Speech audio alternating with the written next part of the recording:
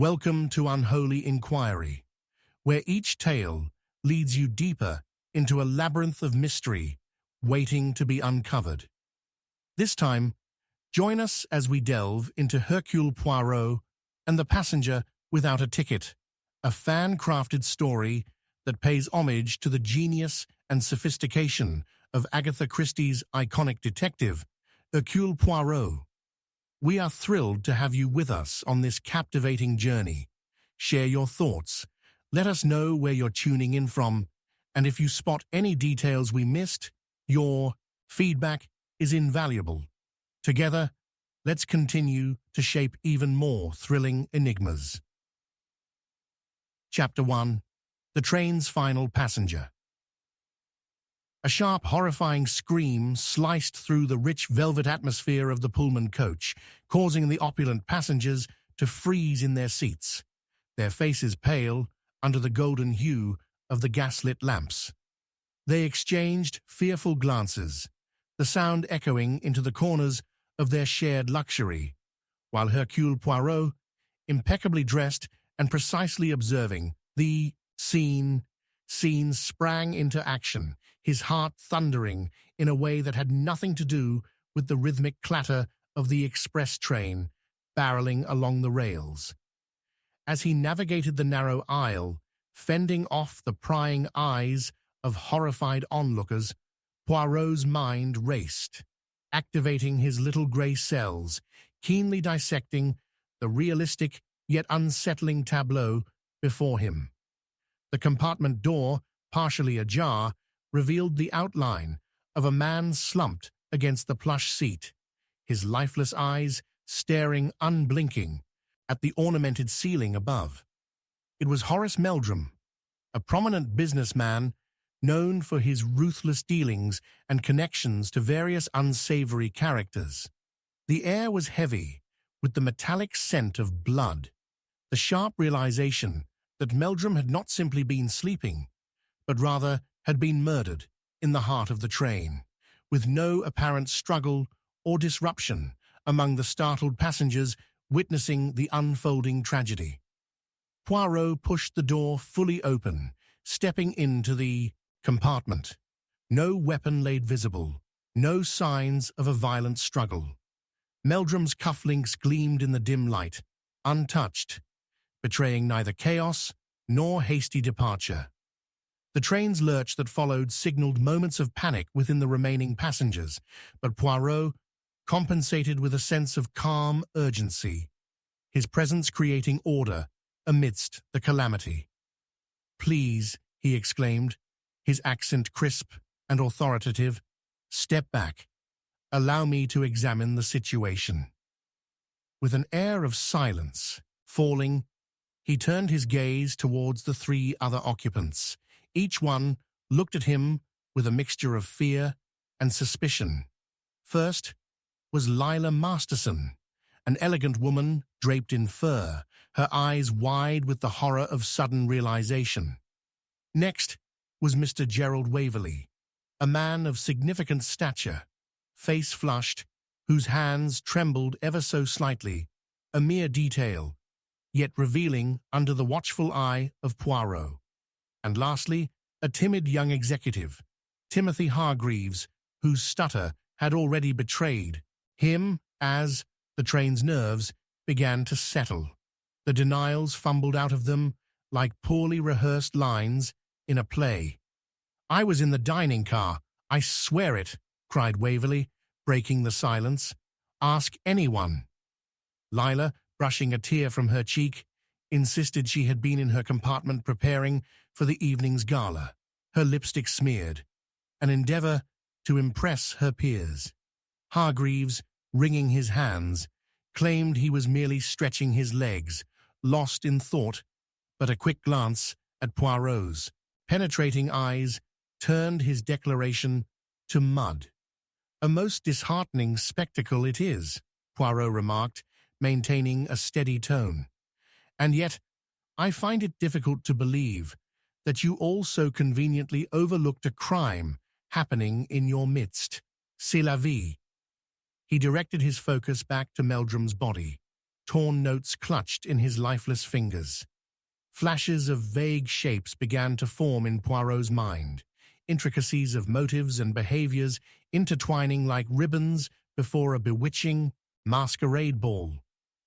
"Perhaps what lies in his hand may enlighten us," Poirot said, moving closer. Carefully prying the crumpled notes from Meldrum's grip, he could discern a few hastily scribbled names, unfamiliar to him, yet undeniably relevant within the mysterious networks of business and betrayal. "Interesting," Poirot mused. "Who among you would hold any relation to the name Banford? Is it not a curious arrangement? A name buried in the desperate grip of a dying man?" The color drained from Lila's face, and the grip on her satin purse tightened with every feverish glance at her companions. "I don't know anyone by that name," she fluttered, her voice descending to a whisper.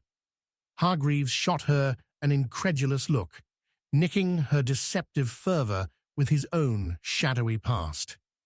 "I think I saw that name on a letter, in the papers. It was nothing important, really," he stammered.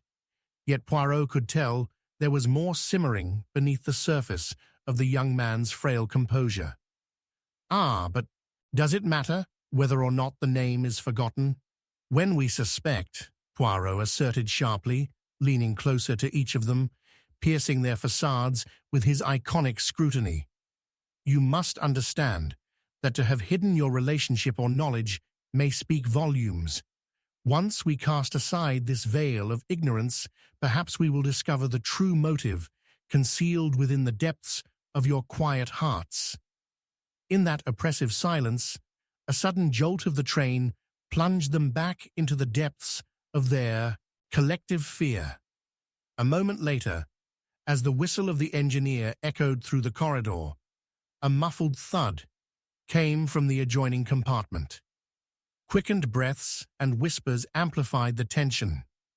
Poirot's ears pricked up like a finely tuned compass, and he strode briskly toward the noise while signaling the other passengers to follow. But before he could assess what lay behind the tightly shut door, it swung open to reveal a glimmering, bare passageway that seemed to breathe cold air into the warm compartment they'd just abandoned. "No! What?" Hargreaves gasped, as he leaned forward, drawn into the unknown. Poirot, instinctively gripping his collar, felt a deep sense of foreboding. He turned, ready to confront whatever danger awaited, when a flicker of movement caught his eye. The shadows ahead danced malevolently, but as he took a step forward, a figure slipped behind a curtain near the window, their eyes glinting for the barest of moments before disappearing into the cover of night. "Stop! You!" he thundered. But the echo met only silence as the figure vanished beyond reach. Poirot clenched his fists, pounding adrenaline coursing through his veins. This was no accident, nor the simple act of a petty criminal, but a ploy, a deadly game that awaited to ensnare the lives within this train. With a heart drumming in his chest and suspects swirling like ghosts around him, he knew the night was far from over, and time was running short. Chapter 2. An Alibi in Ribbons. A loud crash echoed from the compartment behind them, the sound of shattered glass scraping against wood, sending icy fingers of dread curling through the air. Poirot spun on his heel just in time to catch a glimpse of a figure darting into the darkened corridor, cloaked by shadows that seemed eagerly to swallow their presence. The frightened gasps of the remaining passengers filled the space, the tension crackling like static in the air, the opulent trappings of the Pullman coach suddenly feeling like an elaborate snare. "Non! Vous ne vous échapperez pas!"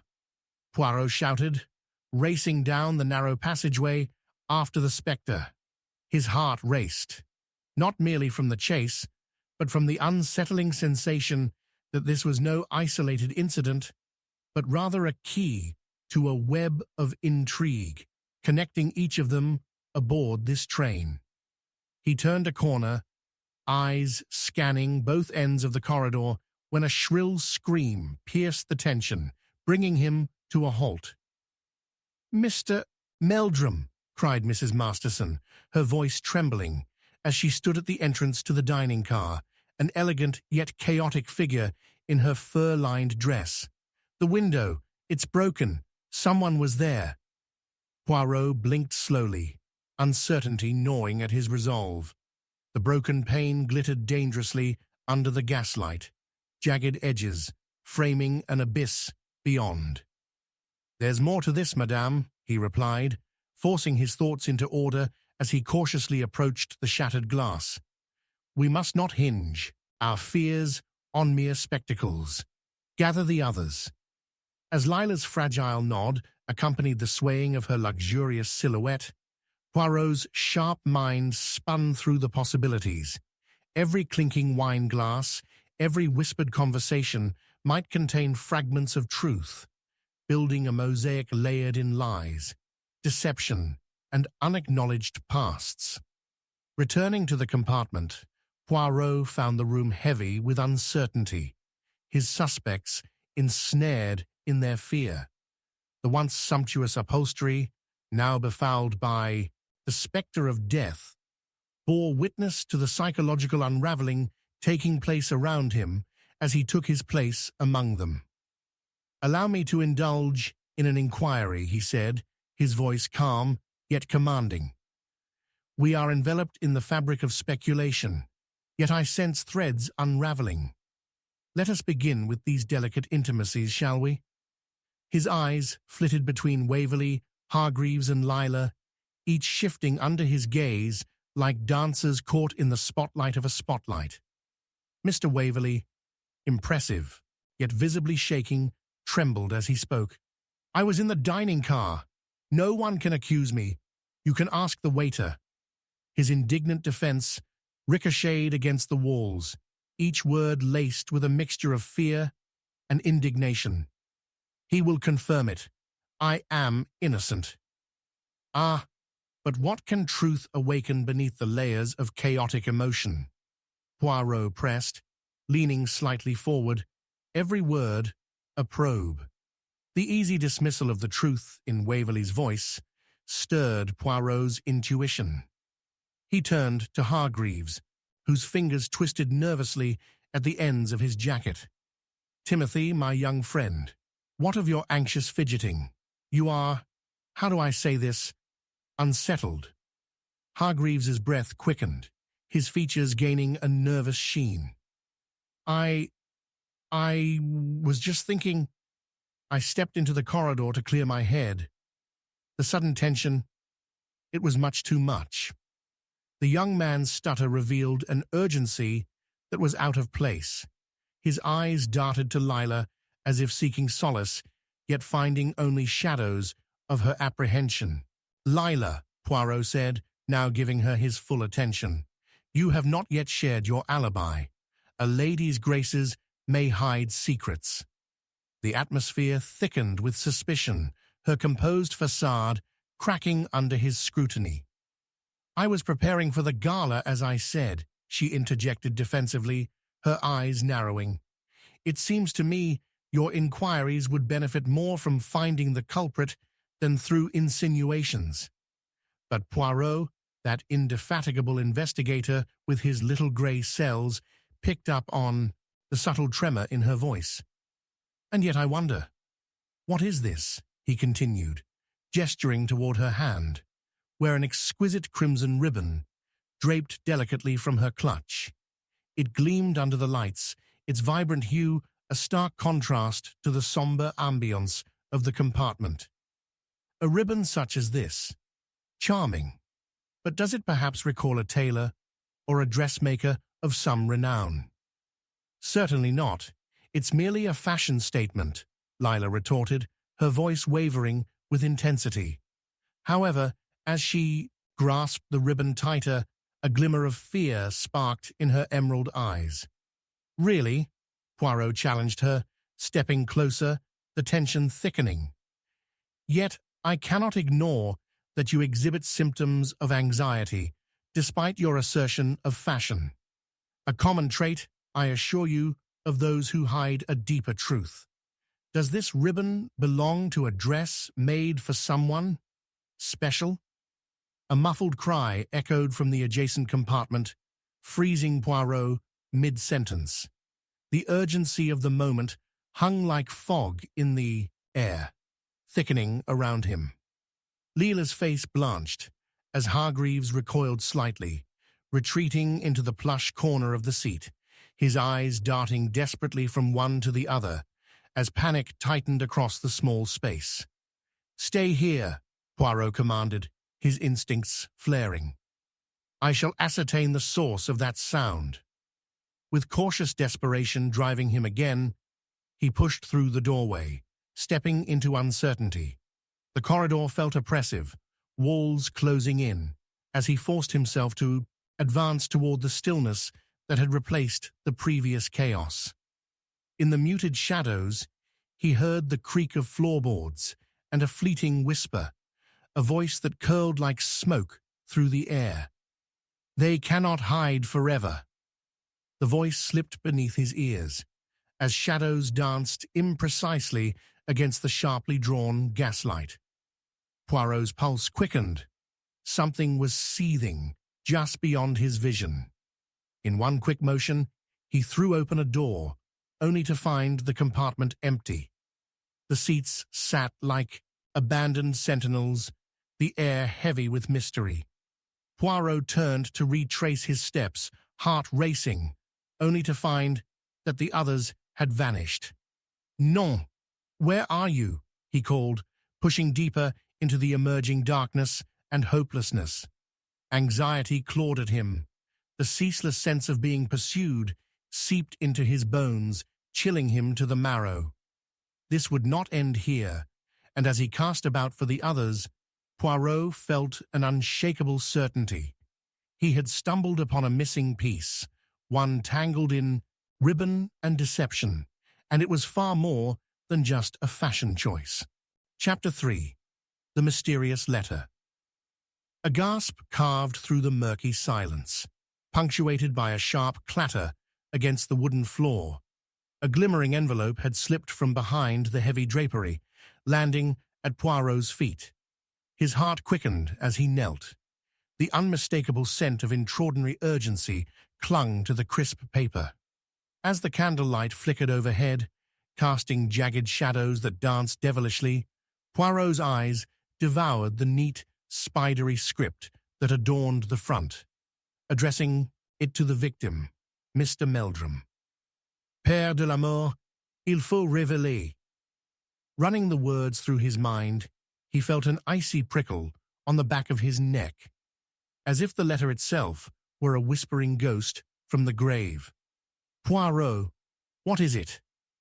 A frantic voice broke through the tension as Lila appeared at the threshold of the compartment, her face pale like freshly fallen snow. Behind her, Hargreaves hesitated, his lips slightly parted. His eyes darted nervously toward the mysterious message that had appeared almost like an omen. The atmosphere shimmered with an electric charge, each heartbeat intensifying their collective dread. "Un moment," Poirot commanded, his attention riveted on the letter. "We must not stumble upon conclusions without proper examination." The enigmatic parchment glistened, alluring yet ominous, its secrets inscribed within a coded urgency that demanded to be deciphered. Quickly, he tore open the envelope, scanning the contents with the intense focus of a hawk. "Urgent. Family matter. Must reach you by midnight. The truth shall free you." The ominous phrases whipped through his mind like starlings in flight, tangling themselves in a web of possible interpretations, none of them pleasant. Could this letter reveal the heart of the motive behind Meldrum's untimely death? Or was it merely a ploy to confuse them further? "Ah, but it is cryptic, like the very shadows that engulf us," Poirot murmured, his brow furrowing as he pressed the parchment against his palm. Are you saying this letter is connected to what just happened? Hargreaves squeaked, anxiety spilling from his lips. He appeared to shrink against the plush upholstery, his features a mask of fear under the dim gaslight. Indeed, my young friend, Poirot shot back sharply, resolving to exert his stellar will into the spiraling depths of chaos. Every clue possesses a relationship to the last. We must extract meaning from this tangled riddle.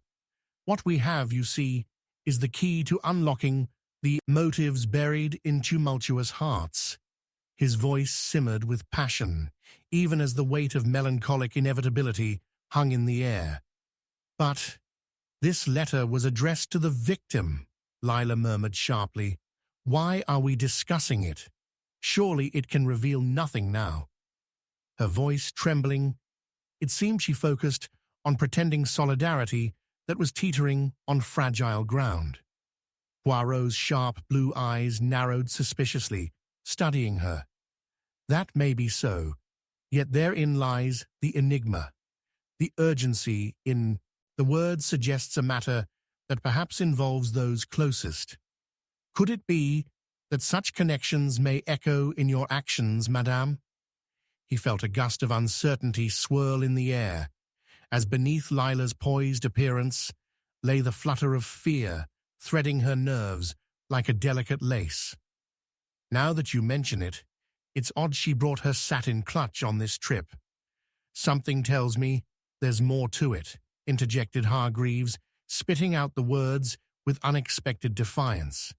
Yet, the moment he abraded Lila's anxious composure, his bravado fell away. Ah, jealousy blooms easily in the garden of distress, does it not? Poirot noted, his lips twisting in an almost imperceptible smile. Fear can warp the senses, making us all not only fragile, dear Timothy, but far more swift to cast suspicion upon others. In tandem, the shadows lengthened with his words, cloaking them like a woven fabric of conspiracy. Just as Lila opened her mouth to retort, a sudden echoing gasp shattered the fragile facade of composure surrounding them. The three turned sharply toward the far end of the carriage, where the other passengers had come to a standstill. Mrs. Masterson's face contorted in horror as she pointed down the corridor. It's Ward. He's gone. I swear he was just here. Her voice trembled, as if something nameless had siphoned the breath from her lungs. Ward? Hargreaves echoed, his face paling further. He was meant to... Vite, to the end of the car, Poirot commanded, pressing forward, the urgency driving him. As they sped down the corridor, the muffled voices of passengers crystallized into startled whispers, ricocheting off the polished wood of the compartments. Upon reaching the door, Poirot flung it open with a swift motion, his heart racing as he scanned the empty alcove. Ward was gone, only the fragile echoes of his last moments remaining suspended in disbelief. The shadow of gloom had deepened around them, settling like a shroud over the expansive night. Non, this reveals much, Poirot exclaimed vehemently, his suspicions igniting into furious flames. At that moment, the train jolted, sending a chill through the car, one that drew the three of them closer, conjuring the desperate need to unravel this creeping mystery. Suddenly, a sharp edge of realization pierced through Poirot's mind like glass. You see, this letter not only unveils a family affair, but also hints at something buried far deeper. One can harbor regrets and resentments blurred by silence.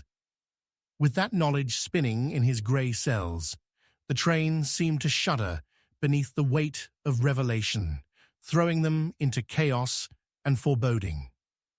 We need to find him, Lila insisted, edging to the forefront, her voice cracking with newfound determination. But Poirot's focus sharpened, his eyes narrowing as unexpected memories flashed like lightning, blending truths and lies into a singular moment of chilling clarity. They would unravel the sordid entanglements behind the beguiling ribbon, the family tensions preserved in ink. But at what cost? As he turned once more to the others, a scream echoed from the rear of the carriage, sharp and merciless, cutting through the heavy tension. "Non, protect yourself," Poirot shouted, scrambling for the door, even as an unseen terror unfurled around him, demanding an answer to questions that clung to the darkness, waiting to be unveiled in a perilous game woven by fate itself. Chapter 4. The Will That Was Never Signed. A shattering scream pierced the veil of darkness, reverberating like a thunderclap through the train corridor. Poirot's heart raced as the familiar, almost nauseating sense of urgency slammed into him. The realization that their tenuous grip on safety had just evaporated. He turned sharply toward the far end of the carriage, just as Lila stumbled backwards, crashing into him, eyes wide with a horror that transformed her beauty into something unrecognizable. "It's the letter! It's gone!" she exclaimed, breathless. "Non!" Poirot's voice cracked through the rising panic. His mind turned swiftly, filtering through the storm of emotions that flooded the compartment. The letter, addressed to Meldrum, with its ambiguities and veiled threats, had slipped through their fingers, its absence suddenly betraying all that it had promised. He forced his way through the hushed whispers of startled passengers and the encroaching shadows, propelled by a desperate need to reclaim the chorus of clues that would lead him to an unseen serpent coiling within the lives around him. "Rewind our steps. It must be here." The tension surged like static in the air as Poirot scanned the gleaming wood and plush upholstery for any sign of the letter, worst fears gnawing at him. The train lurched again, and another cry echoed through the dimly lit space, a single word, near a whimper. "Meldrum." Who said that? Poirot turned sharply toward Hargreaves, now gripping the edge of the table with knuckles bleached of color. "Was it you, mon ami?" Hargreaves blinked back his petrified shock. I didn't... Ah, you see, the loss of dignity sometimes forces the mind to tap into forgotten channels," Poirot snapped, motioning his hands in a showy manner that contrasted sharply with his intensity. "We must not yield to despair. We must act." As they began to retrace their steps, another passenger, Mrs. Masterson, stepped forward, her usual calm demeanor replaced with frayed nerves. "Poirot, you must help us. All of us. Meldrum's family. I can feel a storm brewing between them. You'll find it's worse than mere greed." "Greed, or something darker?" Poirot mused, his gaze narrowing on her. "Explain, madame." "His children," she stammered, glancing furtively as if the very walls had ears. "Sabrina and Leonard. There's much animosity there, though they pretend otherwise. They lurk, waiting for a chance to strike." "Then we must see them at once," Poirot commanded, an idea sparking in his mind. "There is surely something binding them to this fracas, something to do with the elusive will." As they approached the compartment housing Meldrum's estranged kin, Poirot could feel the air thickening with tension, carrying the scent of frayed family ties and old grudges. He rapped sharply at the door, not waiting for an invitation to barge in, stepping into the chamber that felt suddenly too small to contain the secrets swirling inside. "Ah, there you are," he declared, observing the two siblings as they rose from their seats, their expressions pinched and wary. "Sabrina, Leonard, a most timely reunion. What is the meaning of this intrusion?" Sabrina's icy tone sliced through the stifling silence, her elegantly manicured fingers clutched a handkerchief, the only hint of insanity swirling beneath her cool facade.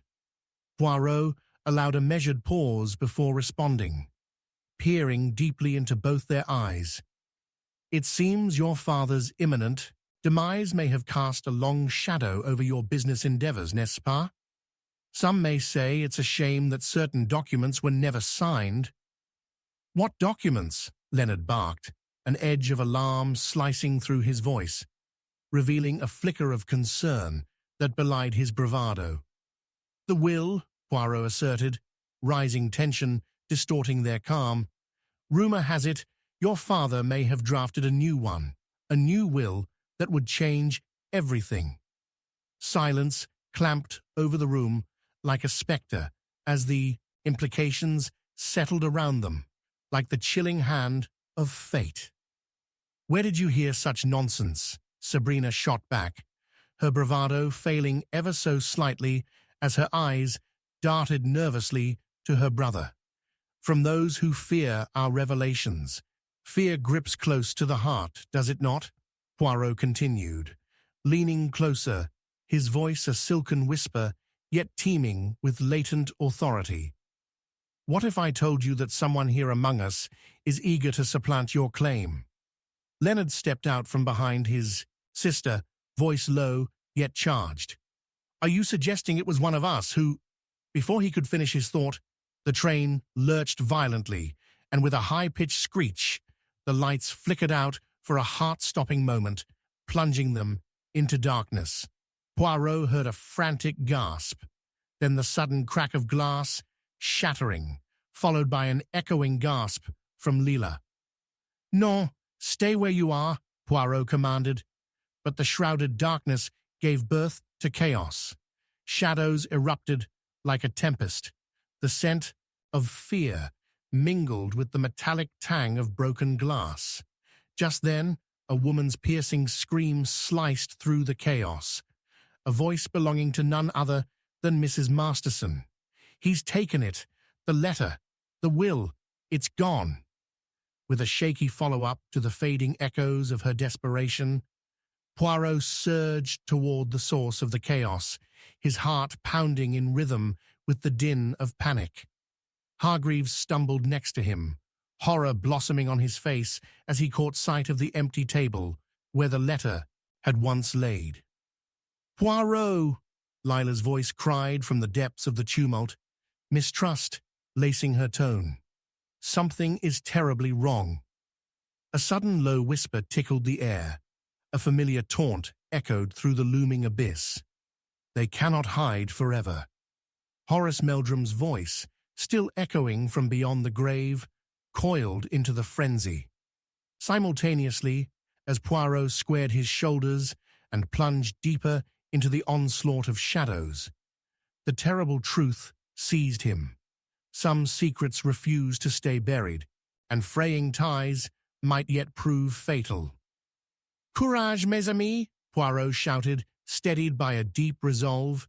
Everything hinged on recovering the truth. But as he turned back toward the fray, someone vanished into the darkness, leaving behind only a trail of dread.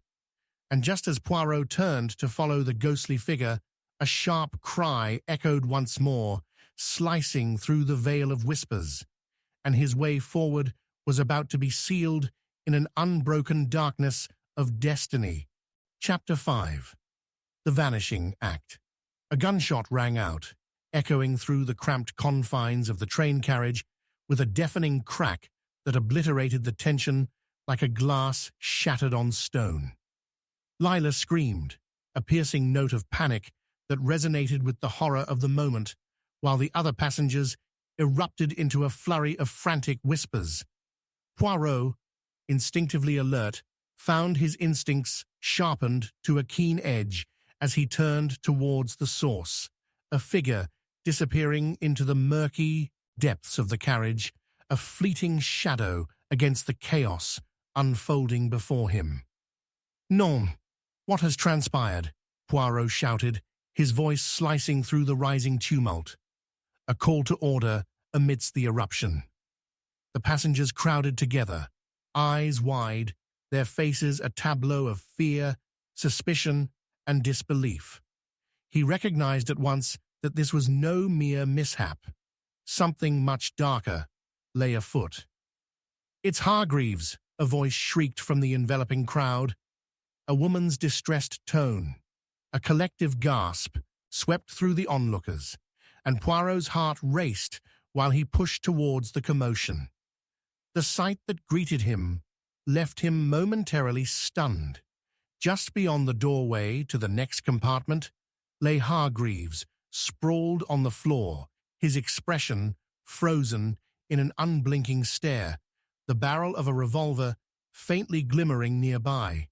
"Is he dead?" Leela's voice trembled as she clutched Poirot's arm, her earlier vigor now stripped away. "No, not yet." Poirot knelt by Hargreaves's side, feeling for the pulse beneath the pallor of skin. It flickered weakly, a mere shadow of life. "He lives, but we must act with innocence and speed." Making a quick assessment, Poirot noted the blood seeping from a wound just above Hargreaves's temple, the injuries indicating foul play rather than mere accident. "Someone shot him. We are in danger. All of us." Mrs. Masterson's frantic voice quivered, and Poirot silenced her with a pointed glare. "Silence, madame. The truth lurks persistently beneath the veil of this chaos." He swiveled his attention to Lila, whose eyes were wide pools of fear. "Get me the conductor," Poirot instructed sharply, barely pausing as she darted away to obey, feeling the urgency pulsing through time like an erratic heartbeat. The energy in the carriage sharpened, whispers of uncertainty swirling like a cyclone. This was not merely an act of violence, it was the culmination of secrets intertwined in a sinister play, each passenger a marionette bound by unseen strings. As Poirot examined Hargreaves, performing mental calculations, he felt the weight of dark eyes upon him. He turned slowly to find Sabrina and Leonard peering from the nearby compartment, their shadows warping oddly against the flickering gaslight. "Are you two unharmed?" he queried, the formality of his tone sinking like lead in the suffocating air. "We were just—" Sabrina's voice faltered, glancing at her brother for support, a quick flash of something akin to fear darting across her features. "Know your fears may betray you, madame," Poirot said, his voice smooth yet unwavering. "You cannot evade the consequences of such a damning circumstance." "What's happened? Is he dead?" Leonard asked, a mimicry of skepticism hardening his expression even as he stepped closer, tension coiling in his posture. Hargreaves moaned suddenly, jolting them all, his eyes fluttering open with a dazed look, and Poirot leaned in. "It is vital to recall what transpired," he urged, but before Hargreaves could unleash his fragmented recollections, the train jerked violently, sending passengers stumbling. With a growl of urgency, Poirot returned his focus to the chaos at the far end of the carriage, where Lila grappled with the conductor, her hands gesturing animatedly. "You must come. Agent Poulain is needed," she insisted, desperation lacing her words as she pointed toward her fallen companion. Fear rippled through the passengers as whispers of escape and betrayal squirmed, twisting with unsettling intensity. In their midst loomed the specter of possibility, charged with allegations of foul play. It was not merely an accident, it suggested intent, a deliberate act birthed from the tensions festering in the confined shadows of the train. "Stay calm. We must contain ourselves. Remain where you are," Poirot commanded, rounding on the gathered bodies, frustration mingled with determination igniting his urgency. "Collect your stories, your alibis. I must know. Who saw what? Who heard the shot?"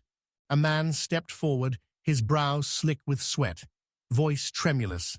I thought I heard a ruckus outside, but when I looked, I saw nothing. I swear." "Rather like ghosts," Sabrina interjected, her laughter mockingly nervous. "Invisible threats plague us all." "Enough," Poirot snapped, his patience fraying like the edges of the fabric of reality around them. "Each of you is a potential piece of this dark puzzle, yet you all loom. Suspicious. The willfulness of human nature shall be your undoing." Another scream erupted from Mrs. Masterson as she started aside, her face awash with horror. "The letter! It's gone! Someone must have taken it!" Poirot's breath hitched, lightning striking his mind as the realization crystallized in chilling clarity. Mon Dieu! The letter was weaponized against us. The missing will hidden amidst this perilous theater. The murmur of terrified glances escalated into a wild crescendo, accusations blending into fever pitch as distrust encroached like the shadows lurking beyond the flickering candlelight. "But you," Lila began, only to catch her breath when the train lurched a second time, lights flickering ominously before plunging the carriage back into uncomfortable darkness. Space warped, a chaotic vortex where the truth was smothered in secrets. Poirot thrust his way through the throng of bodies, seeking the one unraveled thread that might tether them to coherence. There, a flash caught his eye, a darkened figure slipping away towards the rear of the compartment, completely oblivious to the small chaos unfolding. "Someone is making a run for it," Poirot shouted, his voice thunderous, redirecting focus on the flicker of movement. Adrenaline surged through him as he sprinted towards the exit, heart racing in his chest, intent on capturing the elusive phantom that threatened to vanish into the unfolding night. Just as he reached for the handle, the piercing cry of betrayal cut through the air once again, and Poirot's blood ran cold as he recognized the voice. It was Hargreaves. "No, no, don't let them go. They've taken the—" But the last word tumbled from his lips, and the world spun, chaos tightening its grip as Poirot forced open the door, only to find nothing more than the freezing void of the unknown waiting beyond.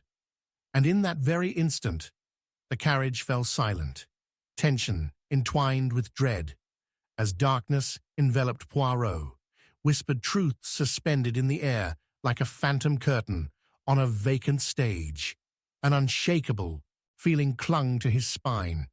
The game was about to escalate into something more perilous than he had anticipated, and perhaps even his little grey cells were nearing saturation, with the labyrinthine deceptions tethered to one horrifying truth. Someone among them might not wish to see the dawn break again. Chapter 6. A Silent Witness. A chilling scream shattered the suffocating silence of the darkened carriage, mingling with the acrid scent of gunpowder still clinging to the air. Poirot's heart thundered in his chest as he stumbled back, the vivid light of the gas lamp now seeming to flicker ominously in the aftermath of violence. In that instant, he felt the weight of gaze upon him. Dark, secretive eyes that frantically shifted as if contemplating escape amidst the swirling chaos. The scent of blood was too close and too real, igniting suspicion as vividly as the flickering shadows danced grotesquely along the walls. "Lila, what is amiss?" he demanded, urgency spilling into his words, slicing through the tension. His gaze darted around the throng, catching fleeting glimpses of fear, etched on the faces of the other passengers, now a tangled web woven with panic and dread. Something's wrong," Lila stammered, her voice caught somewhere between disbelief and terror as she clutched the edge of a nearby seat.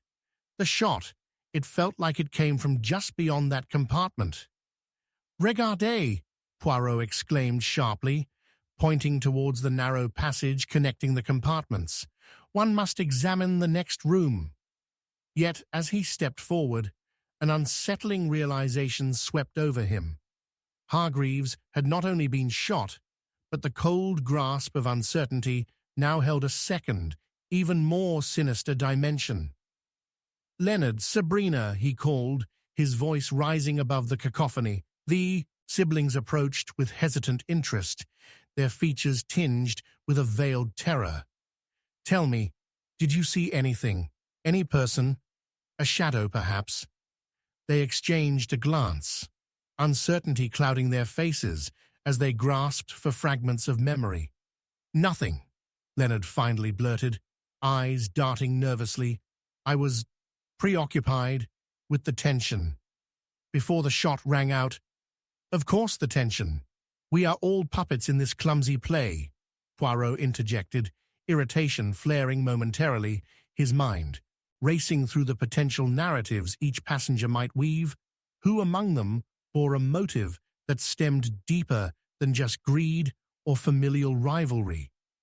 Lila's panic suddenly transformed into indignation. "You think any of us could do this? We are innocent." But before Poirot could respond, Lila's frantic fingers directed his attention to a glimmer on the floor, a small metallic object, half hidden beneath a seat.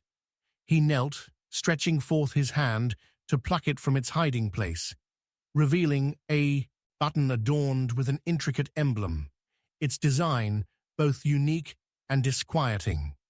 "Mon Dieu," he breathed, turning it over in the dim light.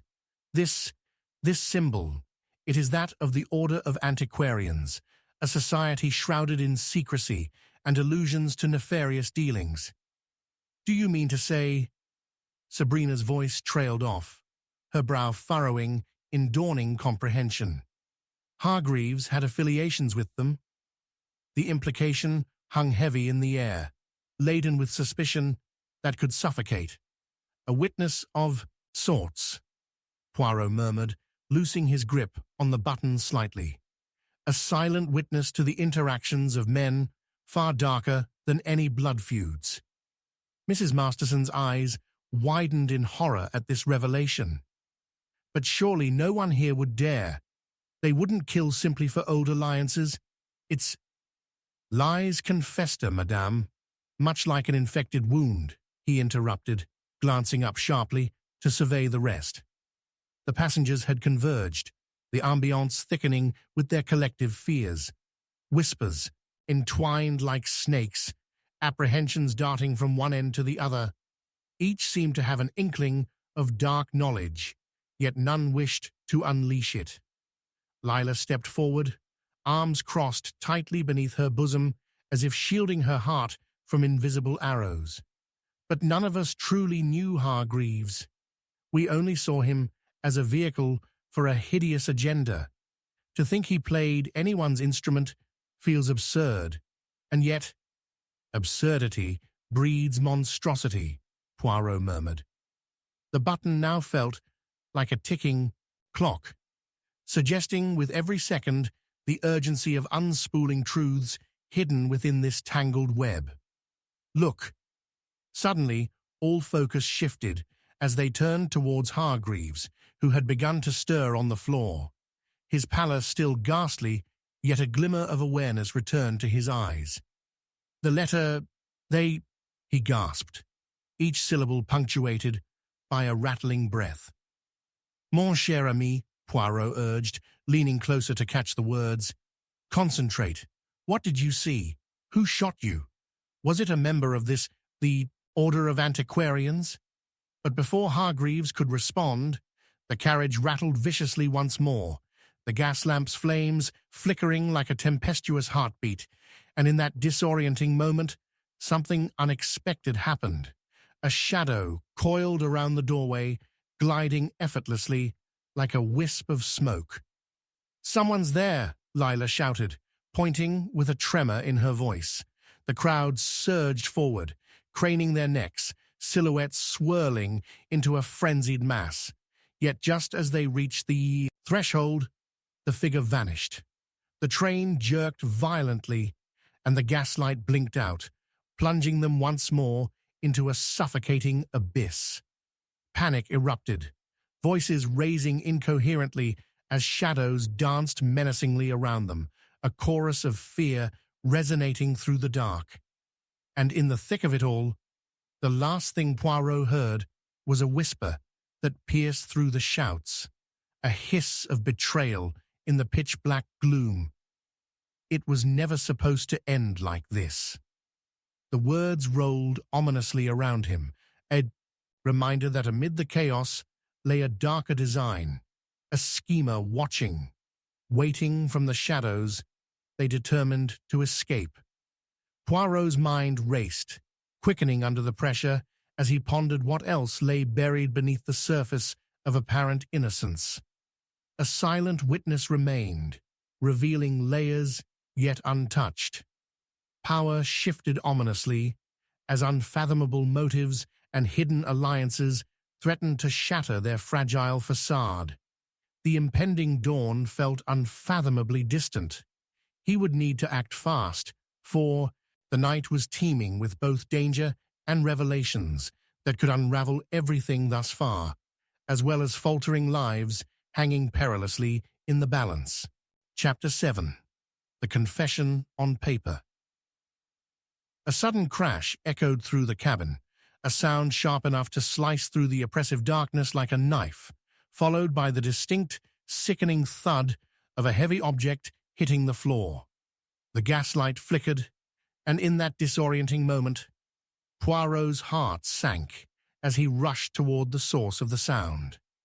The lifeless body of Hargreaves lay sprawled across the narrow aisle, a journal slipping from his grasp to unveil its dictated secrets, pages spilling like anguish onto the floor. The candlelight danced erratically, casting ominous shadows that twisted across the tragedy unfolding around him. Hargreaves! Poirot knelt beside the motionless figure, his fingers reaching desperately for the pulse at the neck, his instincts clashing against the despair haunting the air. It was too late. A deep crimson smear, unmistakably blood, marred the once pristine carpet beneath him. How could it slip between our fingers? His voice trembled with the weight of the unanswered, and the disparate players once more trapped in a cacophony of chaos and disbelief. Yet, amid the shock, the journal beckoned, its worn cover bearing the faded initials of its owner, now significant for an entirely different reason.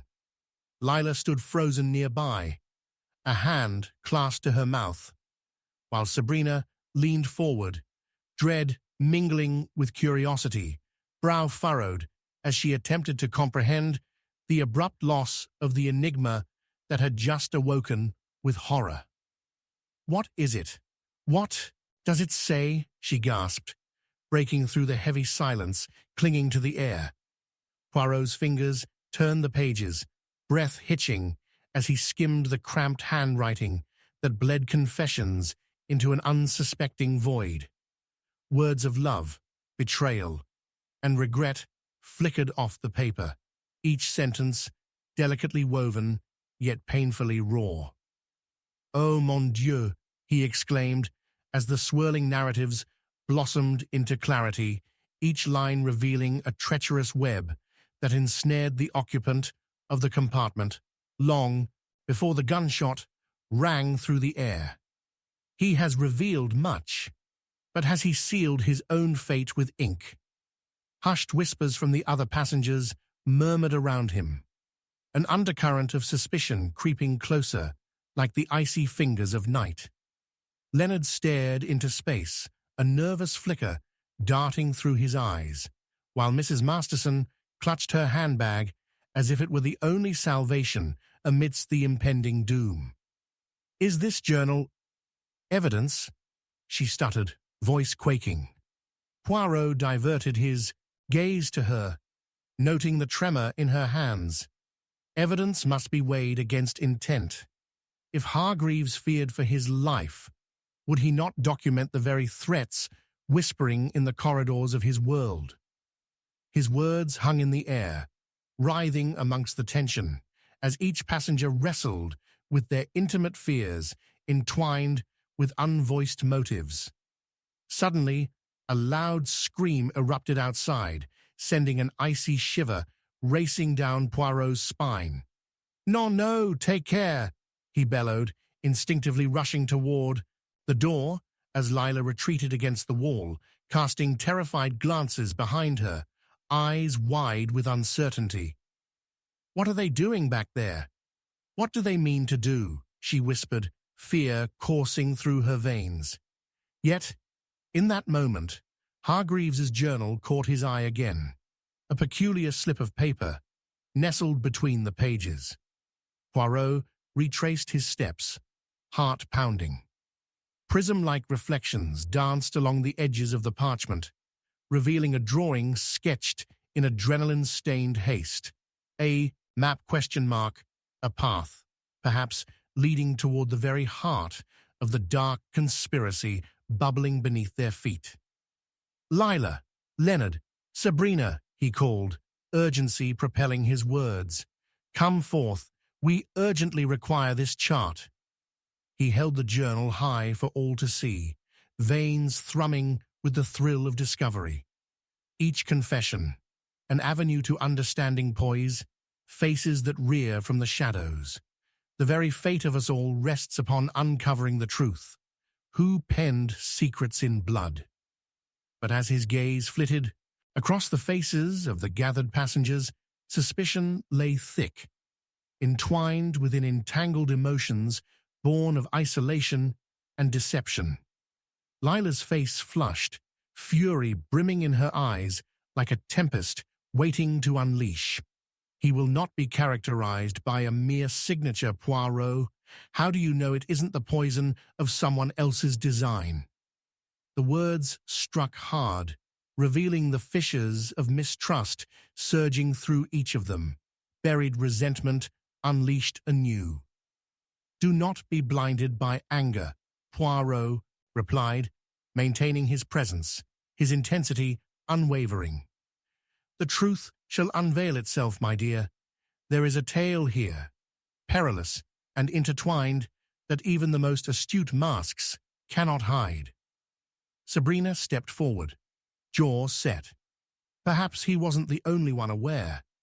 Hargreaves had a way of drawing out the worst within people, and it stands to reason someone might have wanted him silenced.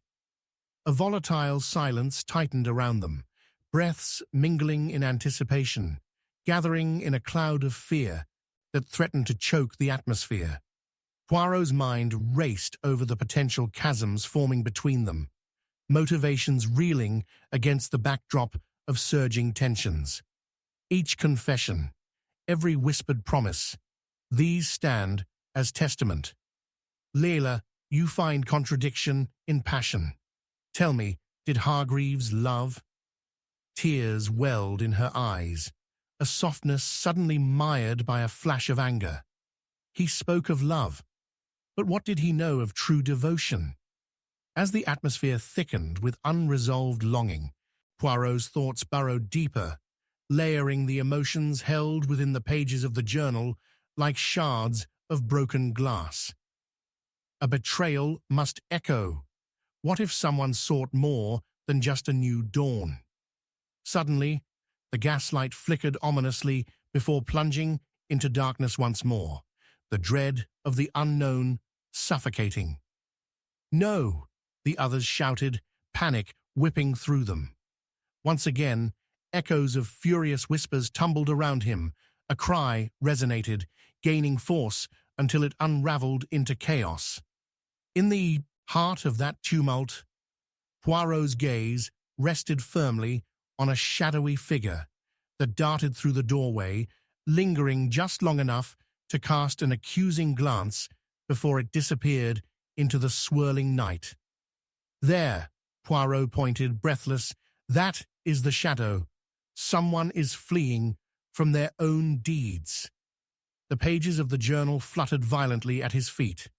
drawing the attention of every fearful eye. And just as he turned to rally the group, a chilling laughter echoed from the dark. A voice, laced with malice, whispering secrets only to the void. "It was never just a game, Poirot. You should have stayed out of this." The words hovered in the air like a noxious fog, choking all hope in their wake. In that moment, Poirot understood. They were teetering on the brink of an abyss, where every buried emotion, every concealed betrayal, conspired against them. And he had no choice but to step forth into that gathering storm, where the secrets spun from ink and fear threatened to unravel into a single, irrevocable truth. Chapter 8. The Hidden Trap.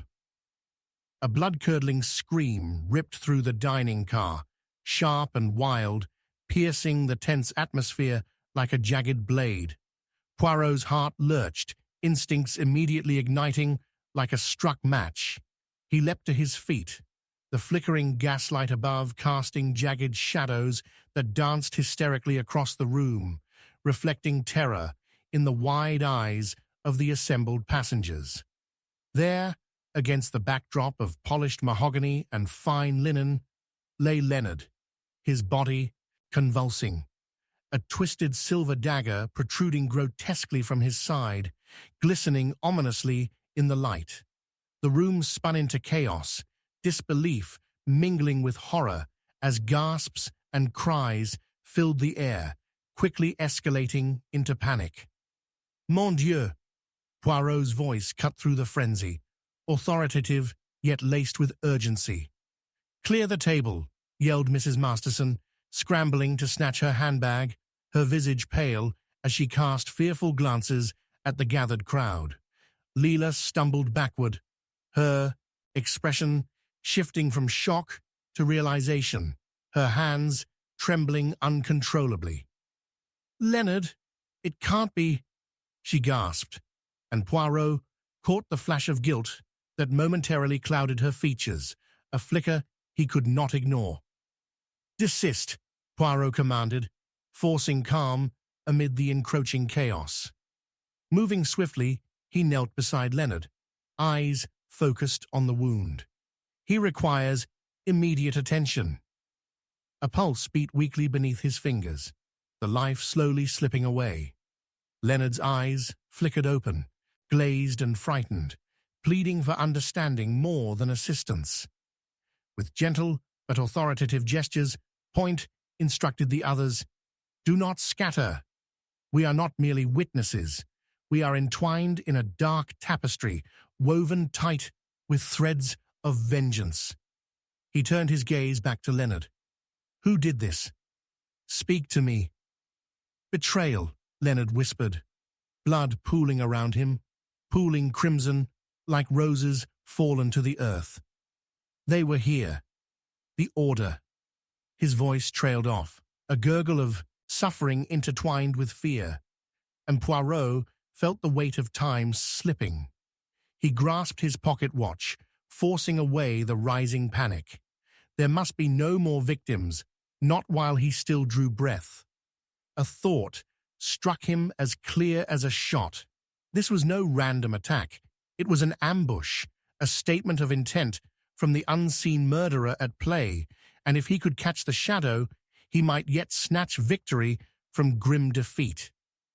"To the other passengers," Poirot bellowed, rising rapidly to confront the crowd that surged in horror around them. "You will summon your strength, and you will gather here." Murmurs of uncertainty moved through them like quicksilver. "A trap," Sabrina hissed, eyes wide with trepidation, though Poirot noted her keen acumen in recognizing his intent. "You mean to draw out the killer?" "I do," Poirot affirmed firmly, his pulse quickening with the thrill of the chase. "But I will need your cooperation. Gather round the table. We will recreate what we know, every thread of motive, every strained relationship, until we see the clarity emerge." As the passengers were ushered closer, hesitation hung palpably in the air, each person a thread in the snare Poirot carefully wove. "Lean into your words," he instructed, keenly aware of each gaze that lingered too long, too cautiously. "Do not fear the truth, for it shall lead us home." Leonard groaned softly, agony radiating with each breath. "It was the map," he whispered. "Hargreaves." He knew. With an unsteady hand, Leonard reached into his coat, fishing out a crumpled piece of parchment before collapsing into unconsciousness. "Bring that forward," Poirot ordered as he gathered the other passengers' attention. They huddled closer around him, enveloped in anxiety as he unpeeled the treasure of secrets laid still in darkness. He opened the mapping, revealing intricate lines that traced a jagged path, threading through antiquities long believed lost to time. Hargreaves documented a key, a location perhaps. It appears that he was entangled in something archly sinister. Poirot mused aloud, rolling the paper back and forth, dissecting every nuance as though sifting for gold amongst gravel. "Then the order, they sought something," Sabrina murmured, her brow furrowed, adding layers to the swirling fog. "But what does it mean?" "An axe may be swung through dreams," Poirot intoned cryptically, recalling Hargreaves's frantic scribbles. "There lies within an intricacy to this web that demands elucidation. Who among you felt the shadow darken their door?" Accusations hung thick, faces betraying suspicion that coiled like a serpent amongst them. "I saw you near him earlier," Lila barked, jutting her chin towards Sabrina, a blaze of conviction flickering in her eyes. "You were the last to speak with him before the shot rang out." Sabrina recoiled, eyes widening clearly, an act of self-defense. Yet Poirot noted the tremor in her hands, betraying hidden depths of anger boiling just beneath. "You mistake. Conjecture for fact, Lila. I merely wish to uncover the truth about our situation, unlike others ensnared in their desires." As voices clashed, Poirot pressed, "Passions run high when lives hang in balance. Do not devolve into isolation. There lies more here than mere accusations. Look deeper into the hearts of men. Was it perhaps despair that birthed a dagger's kiss?" Suddenly, the lights flickered once again, strands of light flickering under the assault of shadow. The tension surged as a deafening silence fell over the room. Then emerged an unmistakable figure, cloaked in darkness, slipped stealthily through the far doorway, skimming past trembling limbs with sinister intent. "Leela, stay close. Sabrina, guard the doorway," Poirot commanded, his own heart quickening. "Whoever it is, we cannot allow them to escape." With a terrifying realization, Poirot understood the trap had closed, the hunter becoming the hunted.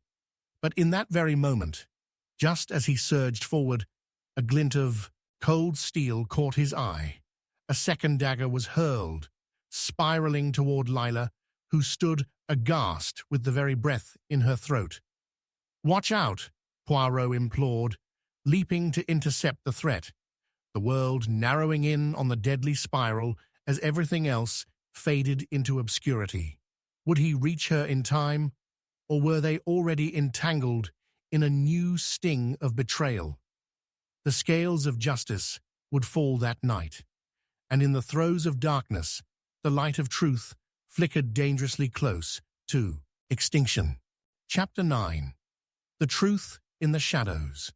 A piercing scream cut through the dimly lit corridor of the train, a stark warning echoing from the depths of night.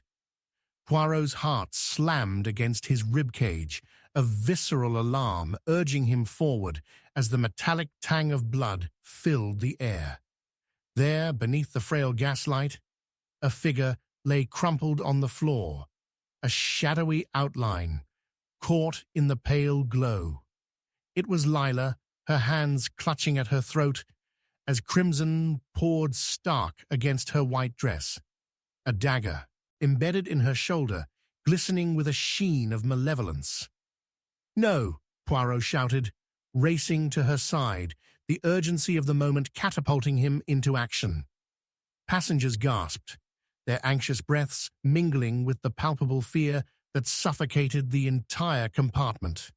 "Keep away! Step back!" he commanded, fierce and unyielding as he knelt beside her, pressing his hand down firmly against the wound.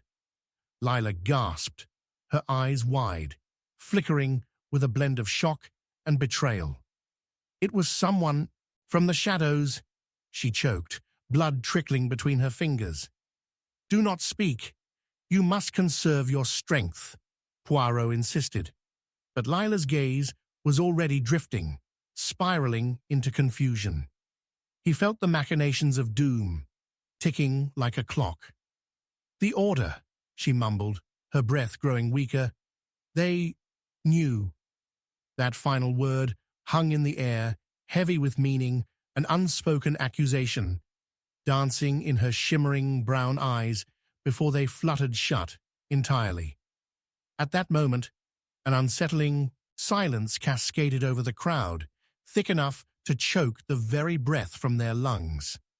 Poirot surged to his feet, swiftly scanning their faces, whose expressions twisted between fear and suspicion. "It is clear we are ensnared in a morass of treachery," he declared, his voice fierce, commanding. "One of you holds the dagger of betrayal, and here lies the evidence of that darkness among us."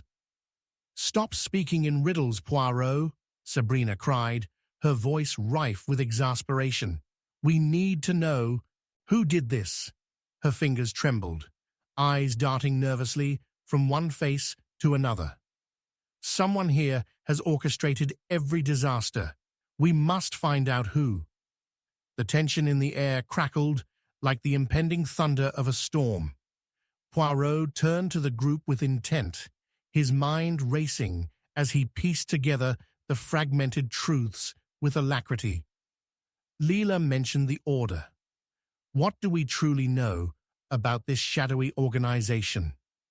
His eyes zeroed in on Sarah, the artist, who was nervously biting her lip, as if chewing on a guilty secret.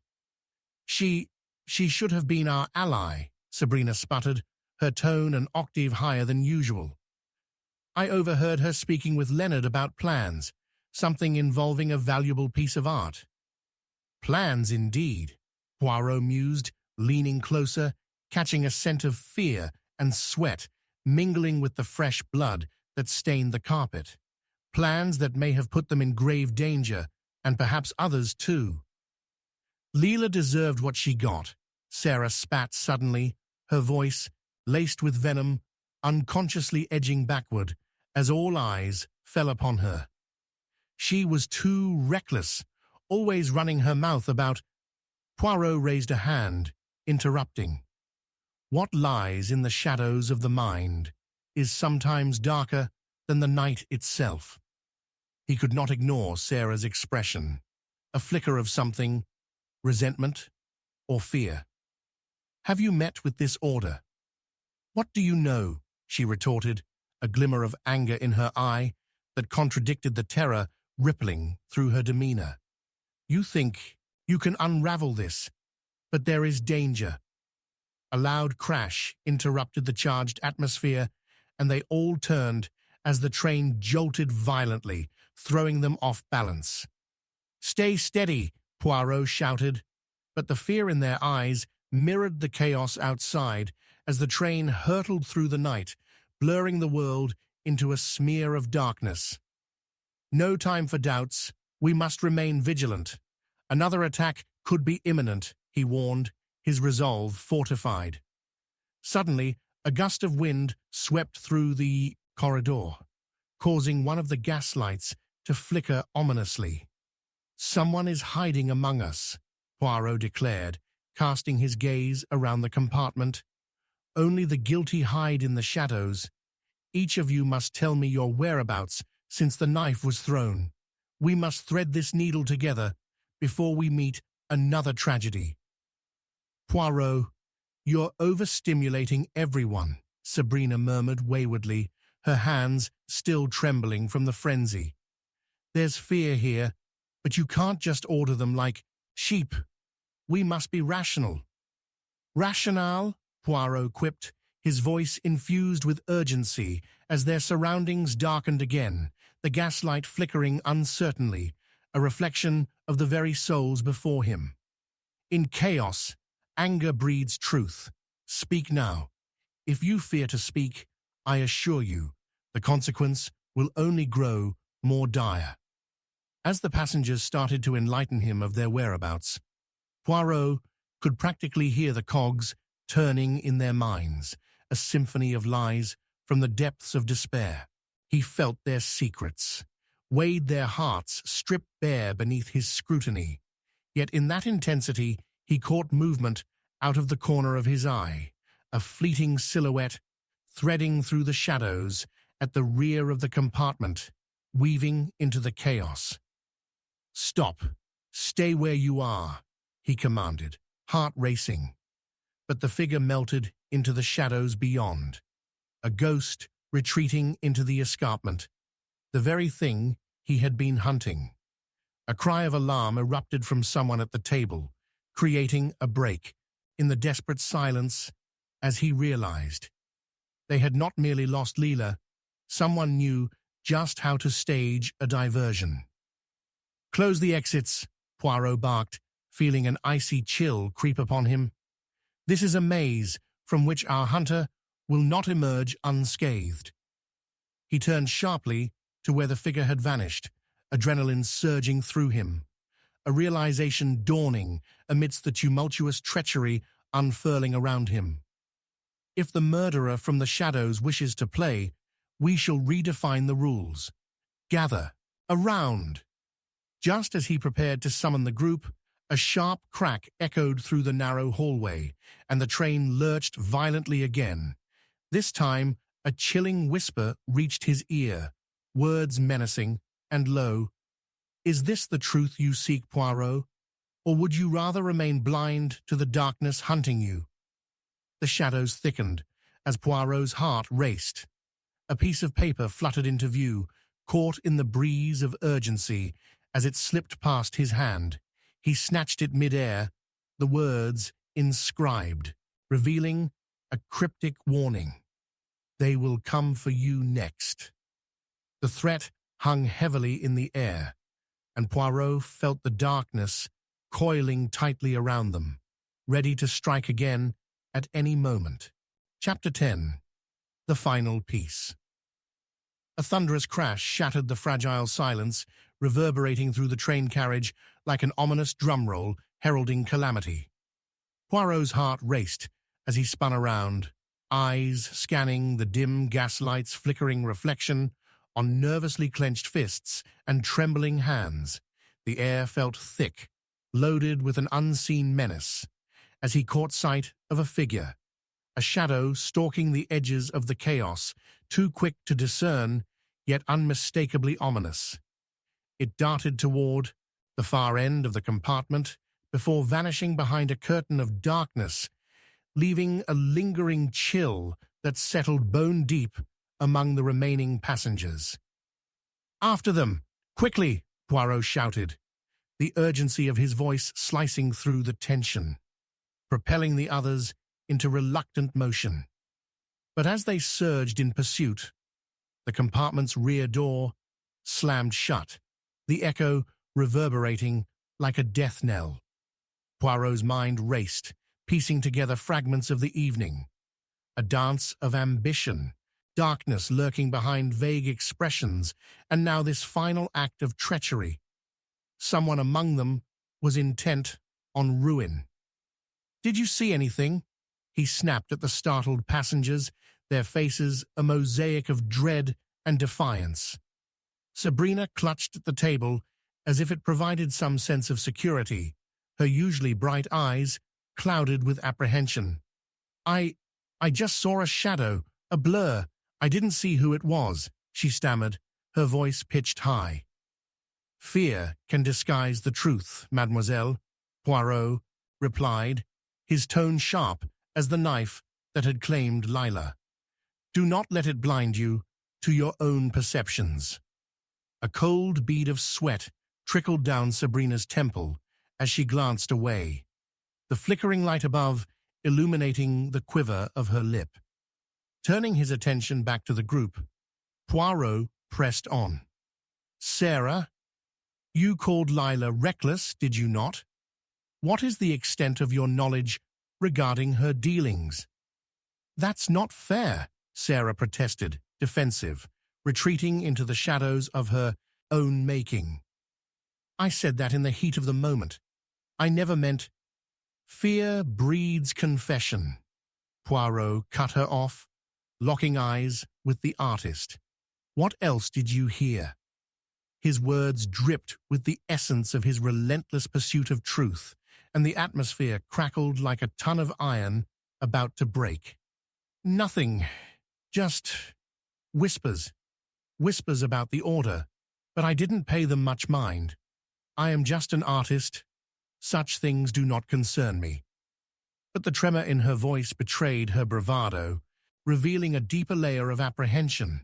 Something stirred in her, a secret or a fear, perhaps entangled with the deadly intrigues that now suffocated them. Yet you were in conversation with Leonard, Poirot pressed, allowing the weight of his gaze to loom heavy upon her. Did he enlist you in matters that flirt with danger? Art can be a beautiful siren or a treacherous vessel. Which do you believe it to be? She hesitated, eyes darting, trying to decipher the path that might lead her to safety. I only wanted a chance at success. Our lives, they barely matter in the grand scheme. But it makes all the difference in this little drama, Poirot snapped, his voice rising. Each life is but a note in the symphony of deceit. If you wish for yours to continue resonating, now is the moment to bravely unveil what lies hidden. Just then, a heavy thud reverberated from the rear door, jerking Poirot from his interrogation. Something is moving, he shouted, striding toward the sound, a dangerous anticipation bubbling within him. Stay behind me? The others flocked closely, although their fear rendered them almost paralyzed. Open the door, I dare you, a voice from beyond called, mocking. Or do you prefer the sweet taste of betrayal to linger in your throat? Poirot's instincts flared. An unseen hand was toying with them, a marionette master laughing from the shadows. Answering a challenge is a dangerous game, he warned, glancing back momentarily. Yet it begs a vital question. Who among us has yet to speak the truth? Suddenly, from the corner of his eye, he noticed a flicker, a glint of silver beneath the flickering lights. Moving quickly, he knelt, uncovering a small object lying unnoticed by all. A compact mirror, its surface untouched, but now marred by those fingerprints. Delicate, yet powerful. This mirror belonged to you, Sarah, he stated, holding it before the artist, her face paling visibly. You dropped it in a moment of haste, reflected perhaps in deep anxieties. I don't, she stammered. It's not mine, I swear. The protest sounded painfully rehearsed, her compatriots sharing distrustful glances. It is always the innocent who forget their belongings, is it not? Poirot's voice echoed, every syllable tinged with accusation. You buried yourself among shadows, but you cannot hide from the light. You knew more than you confessed, didn't you? Before Sarah could retort, a loud bang echoed from the compartment's rear door, sending a wave of panic coursing through the group. The lights flickered violently, illuminating shadows that danced with malevolence, growing bolder as a figure half emerged, silhouetted against the brightness, an arm outstretched. I have had enough of your meddling, Poirot, it growled, malice dripping from every syllable. "Show yourself," Poirot commanded, though he felt the hairs on the back of his neck rise in anticipation of an explosive revelation. The figure hesitated, and in that moment, with breath held tight as a noose around their throats, Poirot's mind thundered with possibilities, the clues converging into focus. But before he could draw breath to pursue the truth, there was an abrupt sound, piercing and harsh, an unmistakable report of a firearm, loud enough to swallow the heart of the night itself. "Down!" Poirot shouted as the back door burst open, chaos erupting, and he was thrown forward into a wall of darkness, a rush like a breathless storm hitting him from all sides. His instincts demanded to unravel this spiral woven of fear and deceit, but confusion enveloped them like a tapestry too intricate to decipher under the pressure of emerging truths. They were ensnared in a perilous web, and now it was a question of survival. A hand gripped his shoulder, one filled with trepidation. "What do we do now, Poirot?" A piercing laugh echoed in the darkness. "The game is far from over, but the next move is mine." A voice, recognizable, taunting, slithered cruelly, promising a reckoning as the shadows surged menacingly, swallowing them whole. Poirot's heart thundered, propelled by a fever to identify the unseen enemy lurking among them. In the tumultuous immersion of danger, this was but the beginning of revelations far too perilous to imagine. Chapter 11. The Long Shadow of the Past. The gunshot rang out like a death knell, shattering the brittle facade of hope that clung to the darkness. Poirot felt the air rush from his lungs as bodies scattered, instinctively seeking the cover of the treacherous shadows that hummed with malice. "Get down!" he roared, but his voice faltered in the smothering tension, echoing the panic that surged through the compartment. A silhouette loomed in the doorway, gun still smoking, eyes gleaming with a twisted sense of power that gripped the heart of everyone present. "You've meddled long enough, Poirot," the figure growled, blending seamlessly into the enveloping dusk, an entity stitched from the very fabric of fear. The gaslight flickered dangerously, sending shadows darting where there had been only frayed nerves moments before. Frantic whispers faded into silence as Monsieur Lénard, glaring wide-eyed from the corner, steeled himself. Who are you?" he stammered, voice unsteady, yet anchored in challenging resolve. "That is of no concern to you," the shadowed figure rasped, twisting the knife of uncertainty deeper. "What you should be wondering is how far you are willing to go to protect your secrets." A chill swept through the group as the figure's gloved hand gestured menacingly towards the passengers, huddled close together, like frightened mice gathering beneath the threat of a hawk. "Secrets?" Poirot's voice broke through the chaos, steady as the runway train behind him. The little grey cells whirred, piecing together the fragmented puzzle of this twisted evening. "What do you mean?" A mocking laugh echoed from the shadows, the kind that chilled the blood and sent ripples of unshakable dread crawling up the spine. "Such a naive detective," it mocked, "to think the cause of death is merely a matter of bullets and blades." Slowly, piece by piece, the figure became clearer, swimming into the fading light, a face half obscured, its features possessing a hidden familiarity that rattled Poirot's instincts. A discovery loomed in the air, thick with unsaid truths. "I have seen you before." Poirot's exclamation cut through the darkness. "You are—" "A name you prefer to forget," the figure interrupted, voice dripping with venom. "Your precious Lila was far more than a mere victim, Poirot. She was a consequence, a part of a game long forgotten, you might say." a game that now binds us all. With that revelation, a collective gasp echoed through the compartment. Sabrina took a step back, her back hitting the table as she trembled visibly. "You can't mean," she stuttered, eyes wide with realization, glancing swiftly between Poirot and the figure, seeking affirmation for the horror unfolding before her. "Indeed," the figure continued, stepping forward, the feeble gaslight revealing their features, a mask of betrayal, mixing with anger and pain. "The Order has long memories, and Leila, she was part of a sacrifice long ago. We reap what we sow." A cacophony of questions erupted from the passengers, marred by fear and confusion. "What does that mean?"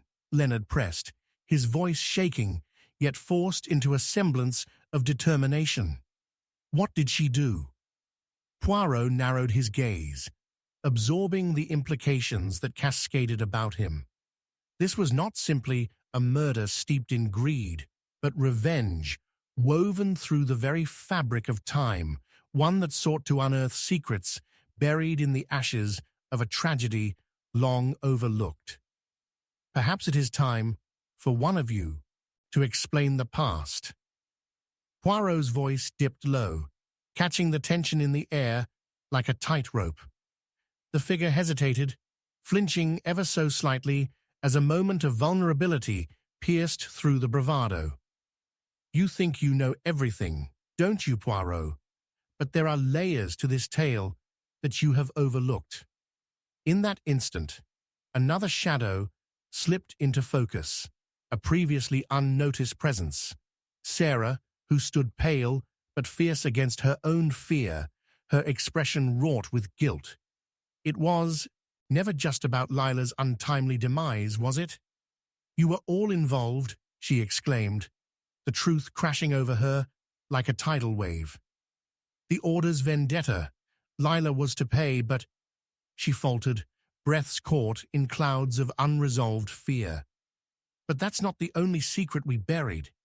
And what do you know about it, Sarah?" Poirot urged, leaning forward, welcoming the brewing confession like an offering in the dark. Tears welled in her eyes, a deep well of regret surfacing.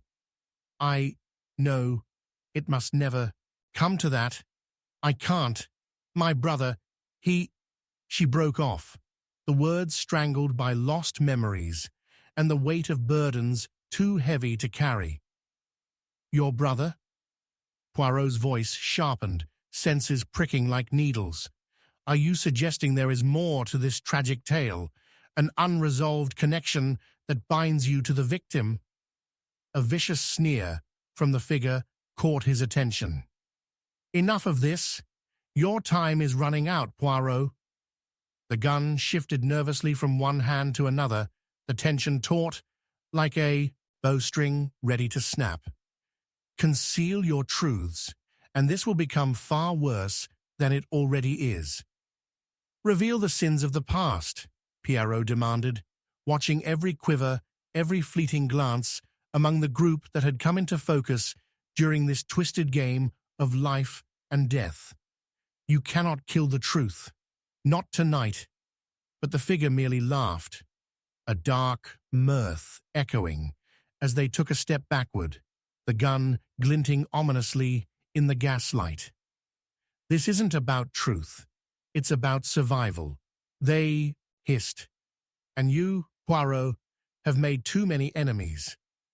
A rush of wind spilled through the open doorway as though the shadows themselves were conspiring, and the figure edged away, preparing to disappear into the night. Suddenly, everything coalesced, a line of understanding that ran deeper than mere survival or revenge. "Wait," Poirot shot out, daring to tread the shadows as each frame of the puzzle clenched tighter.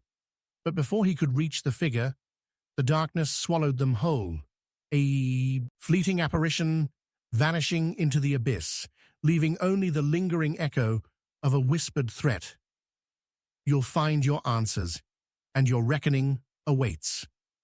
The compartment erupted, fear and confusion intertwining, the game of deception escalating to an unseen pitch. And then came a high-pitched scream echoing from the depths of the train, a haunting cry that shattered the fragile air, drawing everyone's attention like moths to a rancid flame. "Help me!"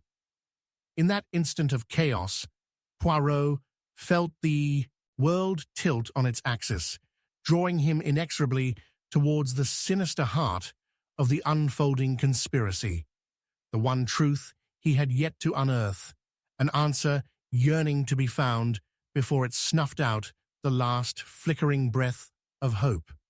The high-stakes game was far from over. It was only just beginning.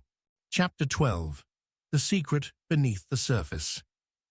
The shrill scream sliced through the air like a knife, reverberating off the steel walls of the train car and drawing every terrified passenger's gaze into the shadows from whom it came.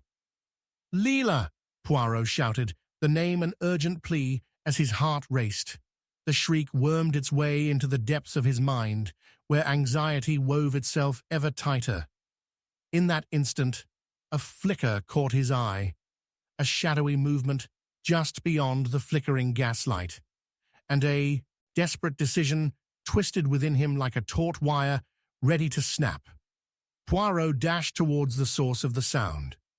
Though dread gnawed at his insides, the train rocked violently as it sped away from its past, but inside they were anchored to a horror that seemingly had no end.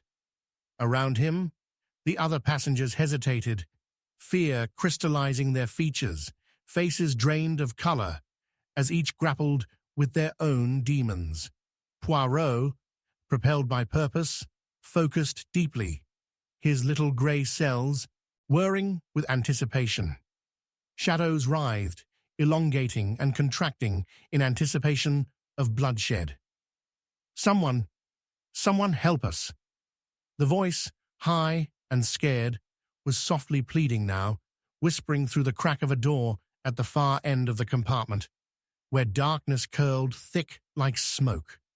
With every step toward the eerie sound, Poirot could feel the air grow heavier, laden with unspoken truths and hidden agendas, promises of devastation lurking behind every peak of unlit space.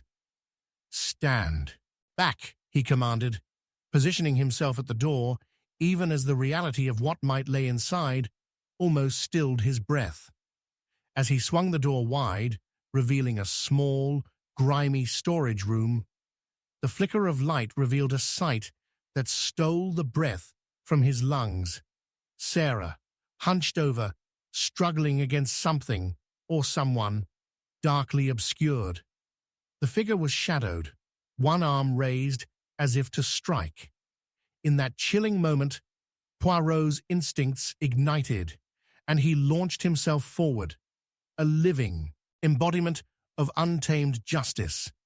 "Release her!" he bellowed, each word sending ripples of authority across the fraying tension.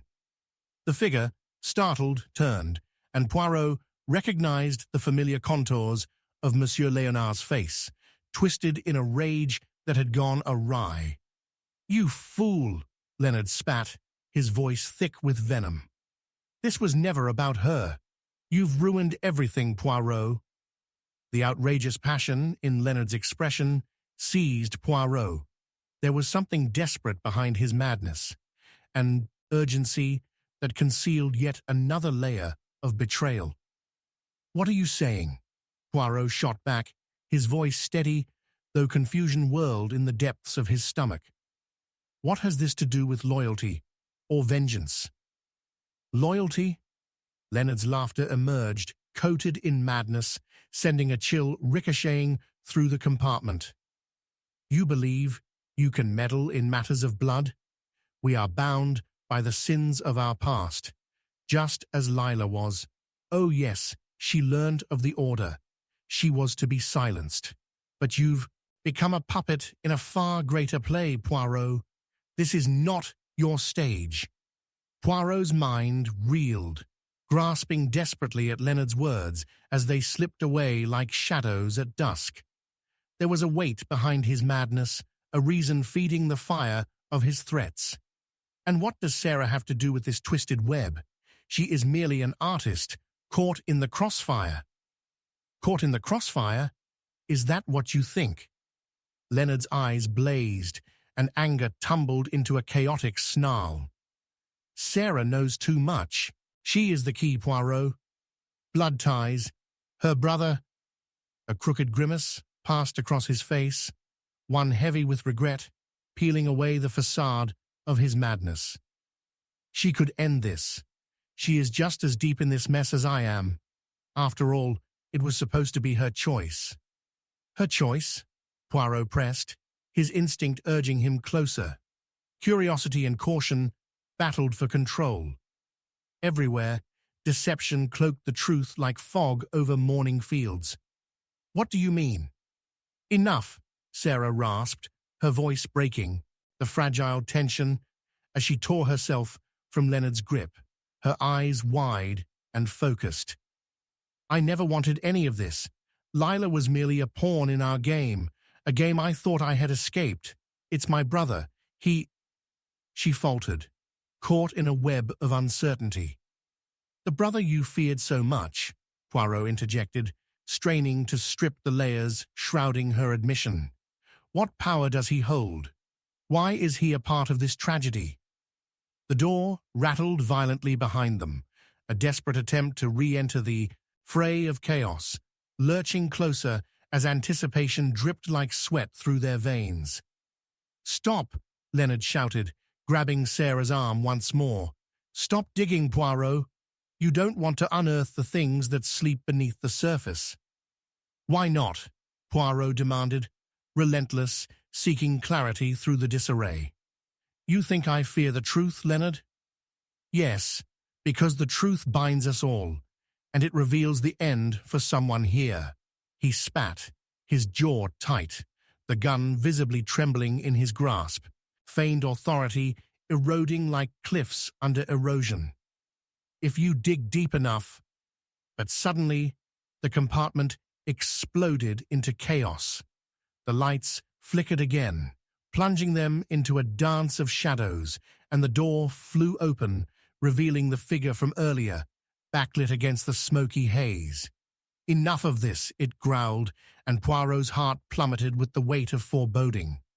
Before he could react, gunfire erupted once more, a crack that echoed ominously, and in a flurry of sound, a flurry of movements, the gun wrestled from Leonard's grasp, another unimaginable truth exploding like confetti in the air, scattering under the strain of manipulations that had wound them tighter than they wished to endure. Then there came a flash of intense realization. Leonard wasn't the murderer, at least not truly. Wait, Poirot shouted, but his voice was absorbed by gasps and screams erupting from the masses, both terror and exhilaration playing out against the glassy backdrop of shattered pretense.